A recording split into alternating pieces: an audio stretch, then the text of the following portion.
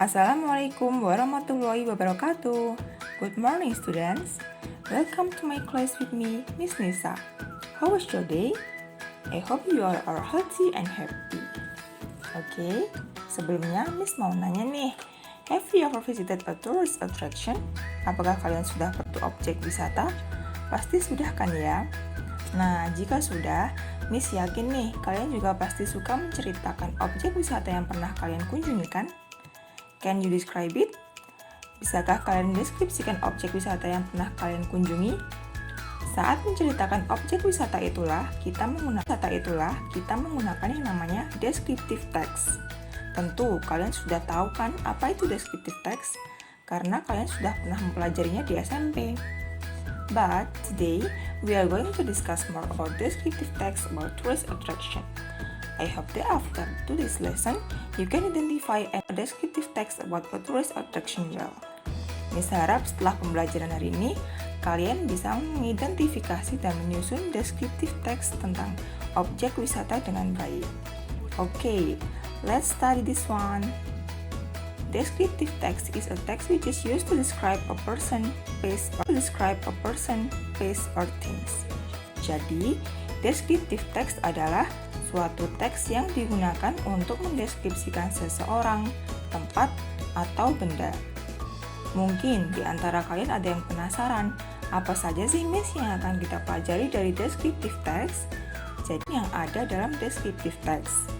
The first is social function, and then general structure, and the last one is language features.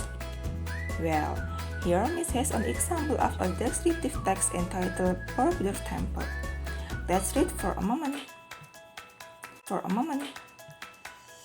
Borobudur Temple is one of the most beautiful tourist resorts in Indonesia. It is situated in Central Java. Candi Borobudur merupakan salah satu tempat wisata terindah di Indonesia. Letaknya di Jawa Tengah. Borobudur Temple is one of the 7 birds which needs to be preserved its circumstance. Candi Borobudur merupakan salah satu dari 7 keajaiban dunia yang perlu dilestarikan kondisinya. The people all over the world know that Borobudur is one of the greatest artworks they ever known since long time ago. Orang-orang di seluruh dunia tahu bahwa Borobudur adalah salah satu karya seni terbesar yang pernah dikenal sejak dulu. Borobudur Temple was built by Shailendra Dynasty during the 8th century. It needed more than 2 million river stones. It is the biggest oleh dinasti Shailendra pada abad ke-8. Dibutuhkan lebih dari 2 juta batu sungai untuk membangun candi tersebut. Candi Borobudur adalah candi terbesar di dunia. After going into some restorations, Borobudur is visited by more and more tourists, both domestic and foreign tourists. Setelah mengalami beberapa kali pemulihan, Borobudur semakin banyak dikunjungi wisatawan, baik wisatawan domestik maupun mancanegara. Most of them admire Borobudur Temple because of its beauty, its elegance, and the story of the relief on its walls.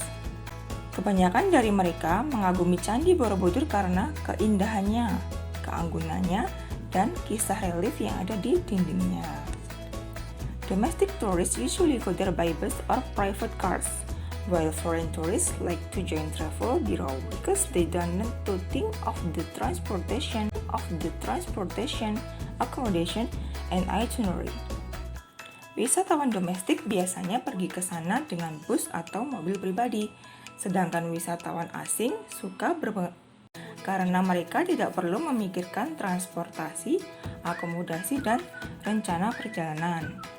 There are some money changers around the location. It makes them easier to change their money, but some of them like to bring credit cards and checks. Ada beberapa tempat penukaran uang di sekitar lokasi.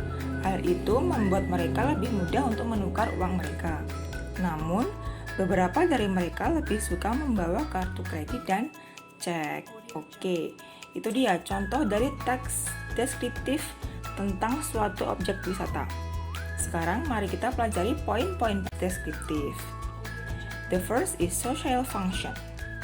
The social function of descriptive text about a place are to describe, to promote, or to introduce a place, to recognize, and to inform about the place. Jadi, fungsi sosial teks deskriptif tentang suatu tempat adalah untuk mendeskripsikan, mempromosikan, atau memperkenalkan suatu tempat, untuk mengenali dan menginformasikan tentang tempat tersebut. And next is general structure. The first is identification. Identification memuat teks yang mengidentifikasi tempat yang akan dideskripsikan. And then description. It describes the characteristic of parts of the place or building described. The description memuat teks yang menggambarkan karakteristik atau bagian dari tempat atau bangunan yang dideskripsikan. Oke, students, got it? Paham ya? I hope so. Selanjutnya yaitu language features. Di dalam descriptive text ada beberapa language features yang perlu kalian perhatikan. The first is use lots of adjectives atau kata sifat. In example, small and large. And adverbs atau kata keterangan. In example, easily, directly, atau bisa juga kata keterangan tempat. And then use simple. And the last one is sometimes use degree of comparison. In example, smaller, larger, the highest, the biggest. Supaya bisa lebih paham lagi, mari kita langsung ke contohnya. Kita kembali ke contohnya tadi, Borobudur Temple. Mari identifikasi bersama. Nah, ini. Yang pertama, kita bahas dulu nih general structure-nya. Paragraf pertama di sini merupakan identification. Dijelaskan, identifikasi dari Candi Borobudur. Borobudur Temple is one of the most in Indonesia. It is situated in Central Java. Borobudur Temple is one of the 7 wonders of the world which needs to be preserved its circumstance. The people all over the world know that Borobudur is one of the greatest artworks they have known since long time ago. Nah, biasanya di paragraf pertama ini selalu ada lokasi di mana objek wisata berada. Like ini, it is situated in Central Java. Borobudur Temple berada di Jawa Tengah. And then paragraf kedua sampai yang terakhir merupakan description dan karakteristik dari Candi Borobudur. Seperti keunikan apa yang ada di sana. Kemudian Candi Borobudur itu seperti apa dan lain sebagainya. Kemudian sekarang kita bahas language features-nya. Yang pertama menggunakan adjective and adverbs. Adjective kata sifat. Ini di sini ada kata beautiful. Kemudian ada kata lagi beauty and diligence. Nah, itu termasuk adjective. Kemudian ada adverbs. Kalau di sini adverbs-nya kata keterangan tempat. Seperti ini. In Indonesia. Kemudian ada in Central Java. And yang kedua yaitu menggunakan simple present tense. Masih ingat kan simple present tense itu bentuknya seperti apa? Kan to be, is, am, are, atau has, have. Kemudian diikuti verb one. Nih seperti ini. Borobudur Temple is one of the most beautiful tourist resorts in Indonesia. It is situated in Central Java. Ini pakai is. Ada lagi, there are some money changers around the location. It makes them easier to change their money. Atau there are, when it makes. Nah, itu menunjukkan simple present tense. And the last one yaitu terkadang menggunakan degree of comparison. Nah, di sini ada ini. The most beautiful. Kemudian ada the greatest art. Greatest-nya itu.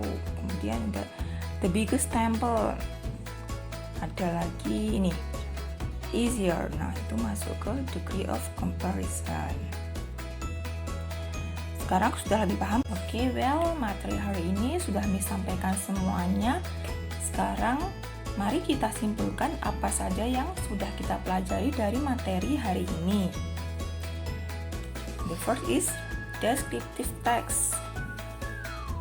Is a text which is used to describe a person, place, or things. And then social function, to describe, to promote, or to introduce a place, to recognize, and to inform about the place. And then general structure, there are identification and description. Identification, it is to be described. And then description, it describes the characteristics or parts of the place or building described. And the last one is language features. Use adjectives and adverbs, use simple present tense, and sometimes use degree of comparison.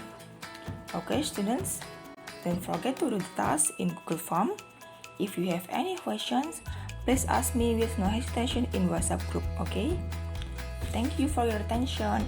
I hope this video has given us new insight about describing a tourist attraction. See you next time. Wassalamualaikum warahmatullahi wabarakatuh.